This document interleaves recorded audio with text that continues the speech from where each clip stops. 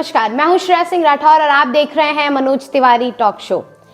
शिक्षक निर्वाचन क्षेत्र के चुनाव की तैयारी हो चुकी है, तारीख भी आ चुकी है, सभी प्रत्याशी अपनी अपनी तैयारी में लग चुके हैं। इसी सिलसिले में आज हमारे साथ हैं इलाहाबाद झांसी खंड शिक्षक निर्वाचन क्षेत्र के प्रत्याशी अशोक सिंह राठौर जी, जो पिछली बार उप विजेता रह चुके हैं। आज हम उनसे बातचीत करेंगे और कुछ चीज़ों पे उनकी राय जानेंगे और उन्होंने अभी तक क्या क्या प्रयास किए हैं शिक्षक के लिए या उनके क्षेत्र में, उसके बारे में जानेंगे। अशोक जी, हमारे टॉक शो में आपका बहुत बहुत स्वागत है। सबसे पहला सवाल मेरा आपसे ये रहेगा कि मतलब आपने वित्तविहीन शिक्षकों के लिए एक मुद्दा उठाया। ये मुद्दा 1986 से भी चला आ रहा है, सरकार ने इस पे ध्यान क्यों नहीं दिया? पहले तो एमटी टॉक शो में आपकी पूरी टीम का स्वागत है। बहुत बहुत शुक्रिया। मैं अशोक कुमार राठौर, माध्यमिक वित्तविहीन शिक्षक महासभा से प्रदेश अध्यक्ष हूँ और 2006 से लगातार शिक्षकों के लिए आंदोलन करता आया हूँ।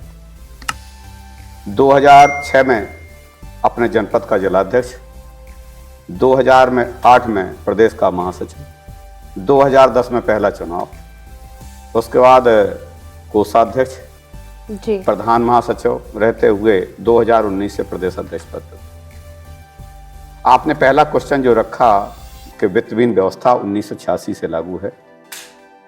सरकार का उस समय शिक्षा पर 9.3% बजट होता था जी, फिर भी शिक्षा की पूर्ति नहीं हो पा रही थी। ऐसी स्थिति में सरकार एक जीओ लाई 14 अक्टूबर 1986 को जी, कि जो निजी और प्राइवेट क्षेत्र के लोग हैं, समाज सेवी लोग हैं, वो आगे आएं और सरकार के को मदद करें, विद्यालय खोलें, मान्यता लें।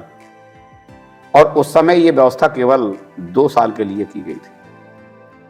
लेकिन जहां सरकार का पैसा न लग रहा हो, सरकार का काम चल रहा हो, भले टीचर शोषित हो रहा हो, पीड़ित हो रहा हो, वहां उसने सोच लिया जब इतना बढ़िया काम चल रहा है, आज 3.9% रह गया जी, उसमें भी कटौती होती चली जा रही। शिक्षा के नाम पर होने वाली कटौती से देश कभी प्रगति नहीं कर सकता, लेकिन बराबर उनका कटौती से काम चल रहा है। 1986 से लेकर के 2001 तक कोई भेद नहीं था। 2001 में आकर के इस टीचर को पार्ट टाइम बना दिया गया। निर्वाचन में पहले से अब पार्ट टाइम टीचर मतदाता सूची में सम्मिलित नहीं हो सकता। ये केवल एक साजिश थी कि जिससे कि जो सेल्फ फाइनेंस या वित्तविहीन के लोग हैं वह मतदाता सूची में सम्मिलित ना हो सके। एट लास्ट हम लोग कोर्ट गए, जब सरकार ने नहीं सुना, 5 मार्च 2008 को 1269 MB पर एक आदेश आया कि ये शिक्षक हैं, भेड़ बकरी नहीं हैं। इनका जो नाम रख दिया गया वो केवल और केवल पार्ट टाइम रख दिया गया, जबकि इनका nature of work full time है, इसलिए फुल टाइम टीचर मानते हुए इनको वोटर बनाया जाए। तब से हम लोग वोटर हैं। 2010 में पर्याप्त वोट नहीं बने, तब भी मैं सेकंड पोल किया था। 2017 में दूसरा चुनाव रहा, दुर्भाग्य से हार गया और इस बार टारगेट है कि 2023 में ये चुनाव जीत जाऊंगा। क्या वजह है, जैसे आपने इतना सब कुछ बताया, क्या वजह है कि वित्तविहीन जो भी स्कूल होते हैं उनके फीस बहुत ज्यादा होते हैं और स्कूल फायदे में रहते हैं, लेकिन वहीं पर शिक्षकों की जो उनको सैलरी मिलती है वो मजदूरों से भी कम हो जाती है? क्या क्या वजह है? ये दुर्भाग्य है कि एजुकेशन फील्ड में आज हमारा स्किल्ड टीचर एक स्किल्ड लेबर से कम वेतन पा रहा है जी, लेकिन हमारा देश गांवों का देश है और जो दूर दराज क्षेत्र में विद्यालय पाए जाते हैं, रियल में उनके पास सोर्स ऑफ इनकम नहीं है। जो सिटीज में, मेट्रो सिटीज में पाए जाते हैं, उनके पास बहुत अच्छे संसाधन हैं और वो उससे कमा भी रहे हैं। सरकार का इस क्षेत्र में प्रयास होना चाहिए कि एक निश्चित होना चाहिए कि विद्यालय की फीस के साथ टीचर का उसमें क्या कंट्रीब्यूशन होगा, और अगर ऐसा हो जाता है, हमारा भी प्रयास होगा, तो निश्चित तौर पर टीचर भी खुशहाल होगा। शिक्षा के क्षेत्र में मतलब हालत तो ऐसी है, पर लोग बहुत ज्यादा हैं, इसमें ज्यादा कर्मचारी काफी ज्यादा हैं, तो आपको नहीं लगता कि पुरानी पेंशन बहाली होनी चाहिए? नहीं, पुरानी पेंशन तो निश्चित तौर पर एक ऐसा मुद्दा आ गया है। पुरानी पेंशन क्या है, नवीन पेंशन के अंतर्गत किया कि हमें एक निश्चित अमाउंट हमारे रिटायरमेंट के बाद मिल जाएगा जी। उस राशि को हमारे परिजन, जो हमारे पुत्र हैं, पुत्रियां हैं, पोते हैं, ये सब उसको खर्च कर लेंगे या किसी चीज में लगा देंगे। बुढ़ापा टेंशन फ्री तभी गुजरता है जब हमें पेंशन मिलती रहे। अगर नो पेंशन तो पर्याप्त टेंशन होगी। ऐसी स्थिति में निश्चित तौर पर हमारा एम्प्लॉय भी नहीं चाह रहा है कि हमें नई पेंशन दी जाए, इसलिए मैं पुरानी पेंशन बहाल हो इसका पूरा समर्थक हूँ। पिछली बार आप जीते जीते रह गए जी जी, इस बार भी आप हैं, तैयारी कर रहे हैं जी, तो क्या फीडबैक मिल रहा है इस बार? क्या शिक्षकों के बीच आप बैठ रहे हैं तो आपको इस बार का क्या फीडबैक मिल रहा है? नहीं, टीचर्स के बीच लगातार हम उनकी सेवा में हैं जी। पहले वोट का अधिकार बड़ा बड़ा काम होता है। टीचर्स सेल्फ फाइनेंस में जो भी टीचर है, चाहे यूपी बोर्ड का हो, सीबीएसई का हो, डिग्री कॉलेज का हो, ये वोटर ही नहीं बन सकता था। केवल हमारी वजह से अगर आज वोटर है तो निश्चित तौर पर वो हमारे साथ में है। पुरानी पेंशन वाला आदमी परेशान है, चाहे एडेड का हो, गवर्नमेंट का हो, वो भी हमारे साथ में है। जो फीडबैक की बात तो ये है कि मुझे लगता है हर प्रत्याशी को लगता है कि उसका फीडबैक अच्छा होगा। रियल फीडबैक तो केवल और केवल आप लोग जब क्षेत्र में दौड़ते हैं उनके फीडबैक से होता है। और मुझे लगता है कि जो भी कमी 2017 में रह गई थी वो इस बार नहीं रहने दूंगा। और क्षेत्र के लोगों से एक क्या कमी रह गई थी? हमें अब विश्वास था कि मैं जीत जाऊंगा, इसलिए मैंने उसका प्रयास नहीं किया और मैं उसमें असफल हो गया। इस बार सारी तैयारी के साथ लड़ रहा हूं और इस बार सफल हो जाऊंगा। चलिए, बहुत अच्छी बात है। अच्छा, आपको क्या लगता है कि चाहे वो कोई भी स्कूल हो, वैसे हम सामाजिक तौर पे बात करें अगर, तो शिक्षकों के ऊपर उनकी सैलरी से ज़्यादा भार होता है उनके काम का, ऐसा आप सोचते हैं या इस पे क्या कहना चाहते हैं? नहीं, इस प्रकार का बात तो हम नहीं मानते हैं। हम तो ये मानते हैं कि टीचर अपने आप को तपस्या में रख करके टीचिंग करता है।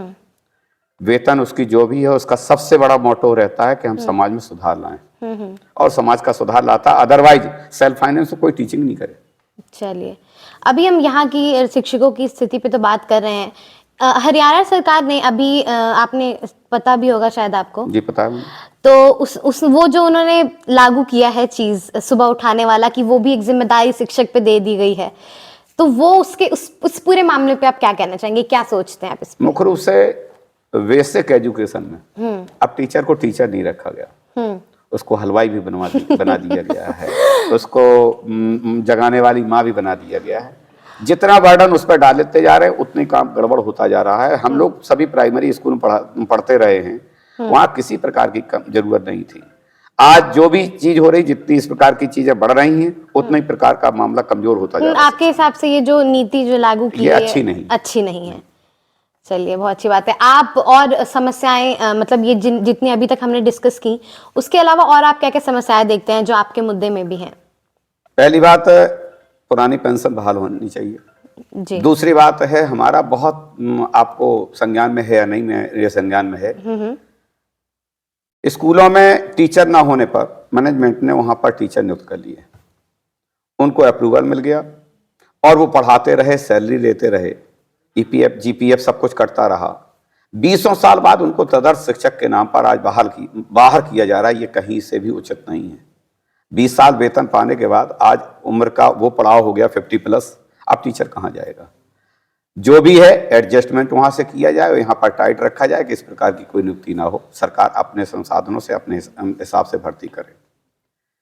हमारा जो मुद्दा शुरू हुआ, पहले तो टीचर को बोर्ड बनाना, टीचर एक समान, इसमें कोई असमानता नहीं होना चाहिए। वेतन के नाम पे असमानता, चूंकि सरकार उनको मदद नहीं कर रही है। एक और समस्या है, हमारे सेल्फ फाइनेंस में बोर्ड सेंटर तो बन जाते हैं और बोर्ड का सेंटर बनते समय अगर उसका प्रधानाचार्य केंद्र व्यवस्थापक ना हो, सेंटर सुपरिटेंडेंट ना हो, तो उसकी एक तो इंसल्ट भी है, दूसरी वन की व्यवस्था भी कोई नहीं संभाल सकता है।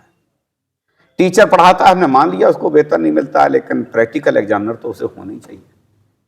सेंटर पॉलिसी इस समय मुझे लगता है ब्यूरोक्रेसी के अंडर में है, वो ठीक नहीं है। हमारे पास कई गवर्नमेंट विद्यालय ऐसे हैं जहां पर केवल 1 या 2 शिक्षक या शिक्षिकाएं केवल काम करते हैं और ताज्जुब तो तब लगता है कि वही प्रधानाचार्य है, वही बड़ा बाबू है, वही शिक्षक है, वही चपरासी है, वही जाकर के विद्यालय खोलता। वही ऐसे सेंटर जहां जीआईसी हैं वहां पर ना फर्नीचर की व्यवस्था ना टीचर की व्यवस्था, वो तो केंद्र बनाए जाएंगे जी। लेकिन सेल्फ फाइनेंस के नाम पर इन को सेंटर नहीं बनाया जाता, गलत बात है। मेरे हिसाब से नकल रोकने का सबसे बढ़िया साधन हो सकता है कि अगर 100 केंद्र नहीं है तो फिर किसी के 100 केंद्र ना रहे। मुश्किल से 20% विद्यालयों में 100 केंद्र की सुविधा होने पर जहां बच्चियां पेपर देती हैं तो 80% तो छात्राएं बाहर जा रही हैं, 100% बच्चे छात्र बाहर जा रहे हैं। तो ऐसे में सेल्फ सेंटर का कोई मतलब नहीं। अगर वो भी पर केंद्र कर दिए जाएं तो ये नकल तुरंत रोके जाएगी और लोग सेंटर के लिए लालायत भी नहीं होंगे। ये हमारा मुद्दा जो है यहाँ तक हुआ। अभी मुद्दे तो चूंकि हमने बताया मुद्दों का तो हम लोग अंबार रहते हैं। आने वाले समय में शिक्षक के साथ वो सब एक उनका विश्वास लेते हुए ऐसे काम जरूर होने चाहिए जिसके लिए हम लोग चुने जाते हैं।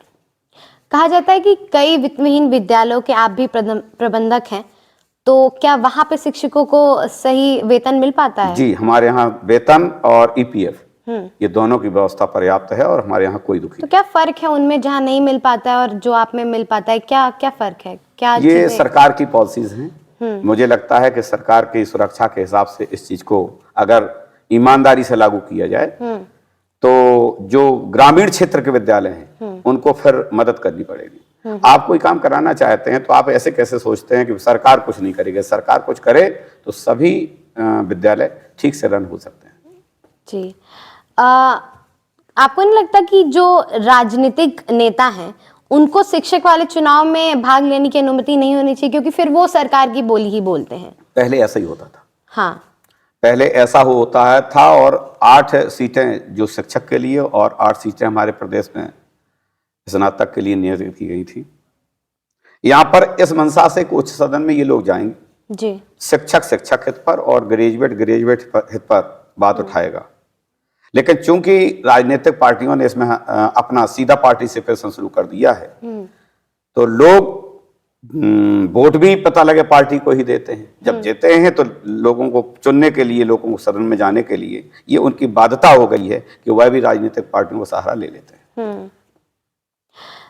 पिछले 3 टर्म से सेम विधायक हैं, आप कितना संतुष्ट हैं उनके काम से? नहीं, उस पर मेरा कोई कमेंट नहीं होगा। ये तो जनता की संतुष्टि असंतुष्टि की बात है, मुझसे क्या मतलब। यहाँ पर रुकते हैं एक छोटे से ब्रेक के लिए। ब्रेक के बाद बातचीत का सिलसिला फिर से शुरू करेंगे।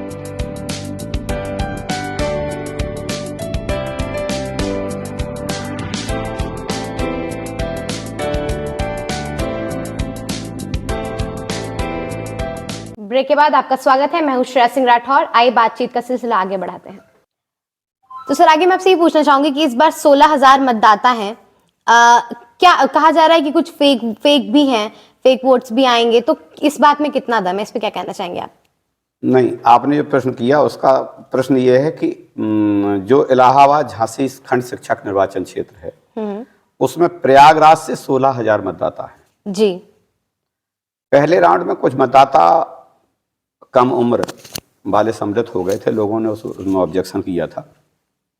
अब पता नहीं क्यों लोग ऐसा करते हैं। पिछली बार जो हमारी हार हुई थी उसमें फेक मतदाता का बड़ा योगदान था, लेकिन मुझे लगता है कि अब ये जो मतदाता सूची है दुरुस्त हो गई होगी तो निश्चित तौर पर जब टीचर रहता है और टीचर होता है तो टीचर की समस्या देखते हुए हम लोगों को टीचर के साथ रहता है, और जब उसमें कुछ गड़बड़ हो जाता तो निश्चित तौर पर किसी न किसी के साथ गड़बड़ होगा। वो गड़बड़ होना नहीं चाहिए और मैं यही आश्वासन से करता हूं कि कोई गलत है तो उसे हटाया जाए, लेकिन कोई आहर है तो उसे निश्चित तौर पर मतदाता सूची में सम्मिलित किया जाए। आप अगर एमएलसी बने तो आप क्या पहला काम करेंगे वो बताएं।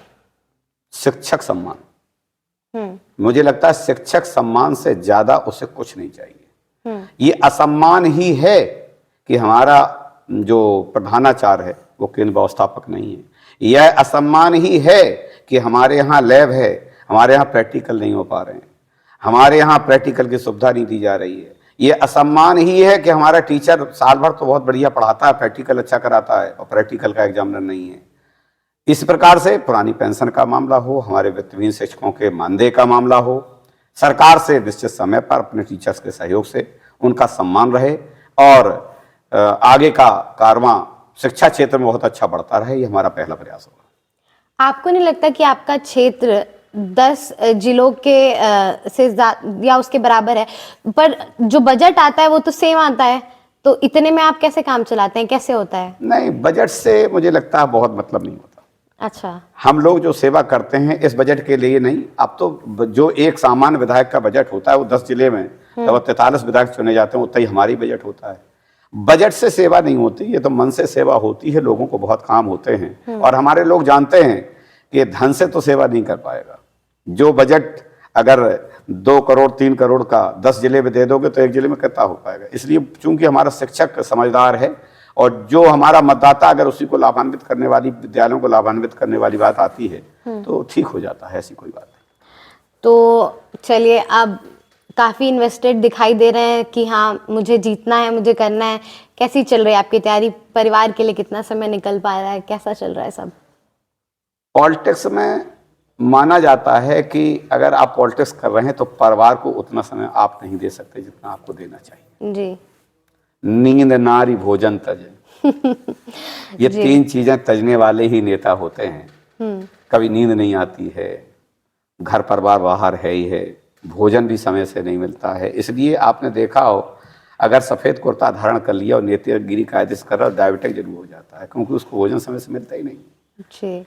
सप्ताह 10 दिन में 15 दिन में जब भी घर परिवार मिलता है तो वहाँ पहुँच जाते हैं। मुझे लगता है घर परिवार वाले भी अब हैबिचुअल हो गए हैं, बच्चे भी हैबिचुअल हो गए हैं कि पापा को इतना ही समय देना है, लेकिन उन्हें किसी प्रकार की हमारी कमी नहीं करती। चलिए, अच्छी बात है।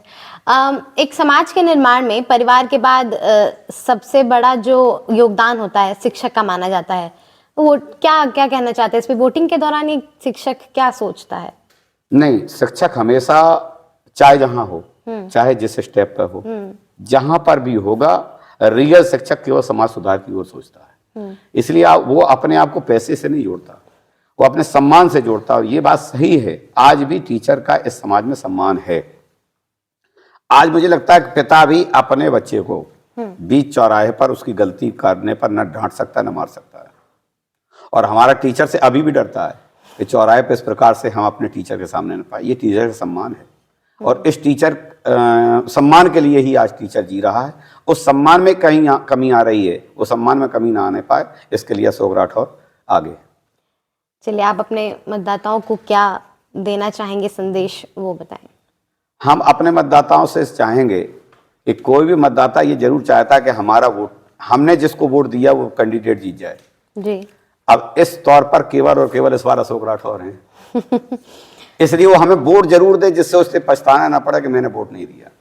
ये एक ऐसा चुनाव है जहां केवल ईवीएम की बटन नहीं दबती, यहाँ प्रेफरेंस वोट पड़ता है, वरीयता क्रम का वोट पड़ता है। तो हम तो चाहेंगे कि जो हमें प्रथम वरीयता की वोट दे रहे हैं वो प्रथम वरीयता की वोट दें, और जो बाय द वे हमसे सीधे टच नहीं है, हमें वोट नहीं देना चाहते हैं, तो भले वो वरीयता क्रम में वोट दें, लेकिन इस बार वोट जरूर दें, जिससे मैं उनके वोट से जीतने के बाद उनको भी संतुष्टि हो कि हमने आपको वोट दिया था तब आप जीते हैं, और हमें भी संतुष्टि हो कि पर्याप्त लोगों ने हमारा समर्थन किया और 50% प्लस वोटों के साथ मैं सदन में गया हूं, जिससे कि हम उनके लिए और वो हमारे लिए सदैव एक दूसरे का साथ दे सकें।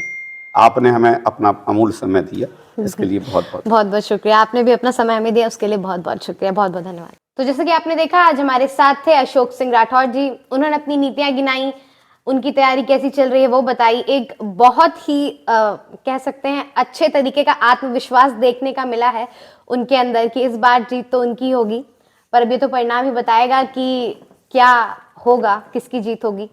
ऐसे ही नेताओं से आपको मिलाते रहेंगे। देखते रहिए मनोज तिवारी टॉक शो। मैं हूं श्रेया सिंह राठौर।